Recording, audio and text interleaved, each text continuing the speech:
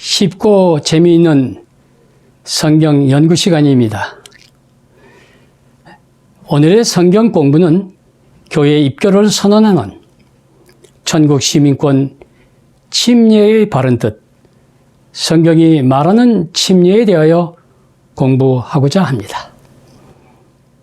몇 년 전 서울중앙교회의 초청으로 은빛샘에서 전도 부흥 집회를 갖게 되었습니다. 그리고 마치는 안식일에는 50여 명의 성도가 감격스러운 침례를 받았습니다. 그때 자원봉사로 봉사하던 젊은 교수 한 명도 침례를 받았습니다. 이 침례를 받은 사람들 중에는 장로님, 권사님, 집사님들도 계셨습니다. 참으로 감격스럽고도 놀라운 침례식이 아닐 수 없습니다. 또한 때를 얻든지 못 얻든지 전하라는 말씀대로 여러 어린이집 학부형들도 성경 공부를 함께 하였고 침례를 받는 기쁨도 체험하였습니다. 오늘날 개신교회에서는 세례로 입교하는 교파도 있고 침례로 입교하는 교파도 있습니다. 그렇다면 성경이 말하는 침례의 방법과 의미와 왜 침례를 받아야 하는지를 공부하고자 합니다. 왜 침례를 받아야 하나? 마태복음 28장 19절로 20절에 보면 주님의 명령이기 때문입니다. 그러므로 너희는 가서 모든 족속으로 제자를 삼아 아버지와 아들과 성령의 이름으로 침례를 주고 내가 너희에게 분부한 모든 것을 가르쳐 지키게 하라 말씀하셨습니다. 사도행전의 중심 사상이 무엇입니까? 사도행전 2장 38절에는 너희가 회개하여 각각 예수 그리스도의 이름으로 침례를 받고 죄사함을 얻어라. 그리하면 성령을 선물로 받으리니. 침례는 법적으로 하늘 의인의 증표가 되는 것입니다.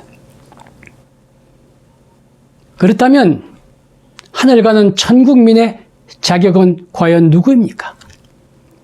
마가복음 16장 16절에 보면 믿고 침례를 받는 사람은 구원을 얻을 것이요 라고 기록되어 있습니다.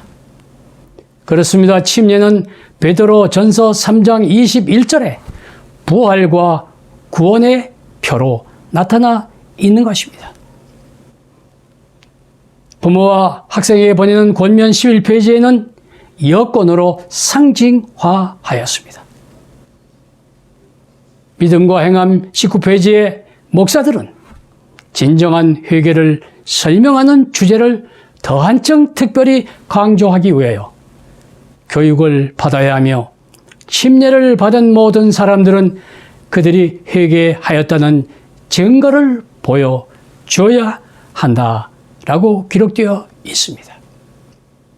여러분, 침례를 받는 것은 새 출발의 상징입니다.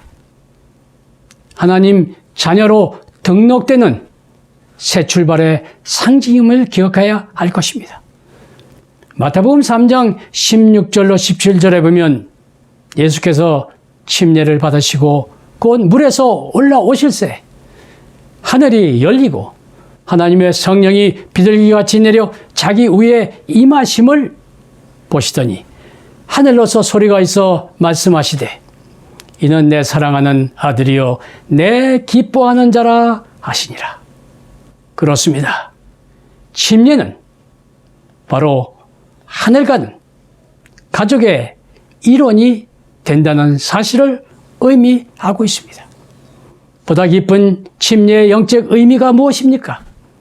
에베소 2장 19절에 보면 교회의 한 가족, 교회의 한 권속, 하늘나라의 한 시민으로 등록되는 것을 상징하고 있습니다. 뿐만이 아니라 로마서 6장 3절로 5절을 보면 우리는 그리스도와 한 몸으로 연합하는 하나의 상징으로 침례를 설명하고 있습니다. 여기 영적인 한 가족이라는 이 의미가 into Christ Jesus로 나와 있습니다. 그 품에 안기다. 부부처럼 안기는 영적인 한 가족을 설명하고 있는 것입니다. 그렇습니다. 침례는 모든 그리스도의 의를 성취시키는 방법임을 가르쳐 주고 있습니다. 복음의 의, 구원의 도리에 동의하는 것이며 믿음의 의, 거듭남의 원리에 동의하는 말씀이 되는 것입니다. 여러분, 침례의 영적 교훈은 무엇입니까? 침례는 로마서 6장 3절로 5절에 보면 죽음과 부활의 상징으로 나와 있습니다. 예수님이 십자가에 달려 돌아가시고 3일 만에 부활하신 상징이 바로 침례인 것입니다.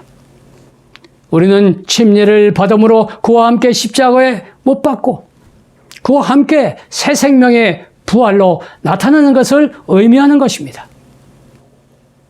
그렇습니다. 마가복음 1장 9절로 11절에 보면 예수님께서 공중 생애를 시작하실 때에 침례 요한에게 침례를 받으시며 물에서 올라오실새 성령이 비둘기같이 임했다고 기록이 되어 있습니다.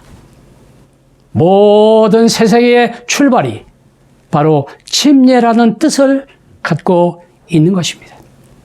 침례는 예수님의 죽음과 예수님의 부활과 그와의 연합과 그리고 새로운 생명의 얻음을 상징하는 놀라운 징표가 되는 것입니다.